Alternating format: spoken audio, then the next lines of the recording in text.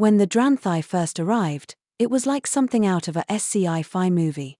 Towering beings, sleek and almost porcelain-like, stepped off their impossibly smooth ships and looked at us with what I could only describe as polite condescension. Their technology was so advanced that they saw us as little more than clever animals, fumbling our way through existence. During the initial meetings, they were cordial but dismissive. Humans, they said, are remarkably inefficient creatures. Your physiology is brittle. Your lifespans are short. Your reliance on primitive technology for survival is quaint. It wasn't meant to be insulting, just factual.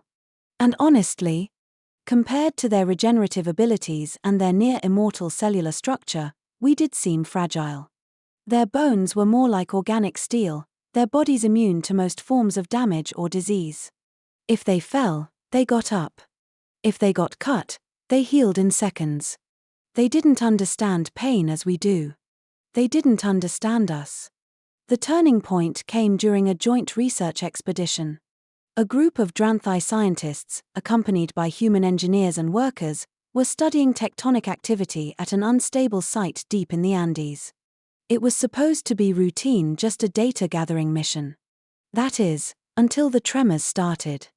The ground shook violently, and a section of the cave system collapsed, trapping 2 humans and a Dranthai researcher under tons of rubble. Panic spread quickly among the Dranthai. They weren't used to situations spiraling out of control, let alone involving physical danger. Their instinct was to withdraw and analyze from a safe distance. But for us, this was go time. One of the trapped humans was a construction worker named Miguel, a guy with a quiet demeanor and a build like a tank. When the collapse happened, he was pinned under a massive steel support beam, unable to move. His co-worker, Sarah, was nearby but unhurt. While the Dranthai scientists hovered uselessly, she started digging. "Miguel!" she shouted, her hands clawing at the debris. "Stay with me." He groaned, barely conscious, but his eyes flickered open. Sarah wasn't stopping. She was caked in dust, her nails cracking as she pried away rocks and twisted metal. The Dranthai leader approached her, looking confused. "You are damaged," he said, pointing to her bleeding hands. "You must stop. The injuries will incapacitate you further." She didn't even look up. "He's not dying here," she snapped. What happened next still gives me chills. Miguel, who should have been unconscious or worse, began to move. Slowly at first, then with more force. His body strained against the beam pinning him down, veins bulging, muscles trembling under the pressure. The Dranthai watched in stunned silence. "That's not possible," one of them muttered. "His musculature cannot generate the necessary force. He's breaking himself." But Miguel didn't stop. With a guttural roar, he shifted the beam just enough to free himself. Sarah and another human rushed in, dragging him out before the rest of the structure gave way. His arm was dislocated, several ribs were broken, and he was gasping for air, but he was alive. The Dranthai were horrified.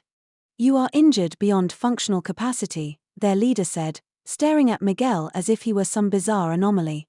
"Why did you not shut down?" Miguel laughed despite the pain. "Because he needed to get out," he said, nodding toward the Dranthai researcher who'd also been trapped.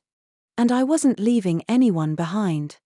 Later, when things had calmed down, the Dranthai demanded an explanation.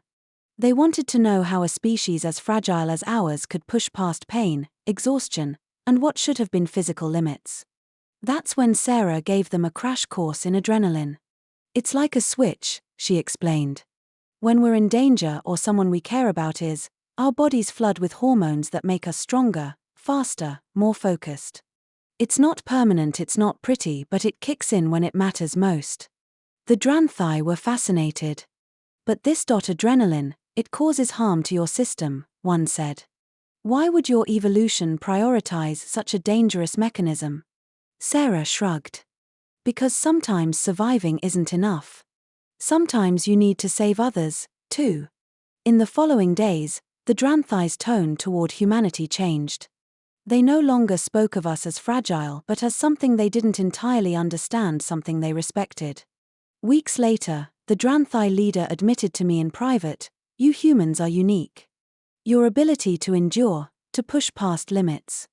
It defies our logic. It is reckless. But it is also remarkable. It is why you will thrive in ways we cannot predict." That day, we earned their respect not because of our technology, our intelligence, or our advancements, but because of the raw, chaotic strength that makes us human.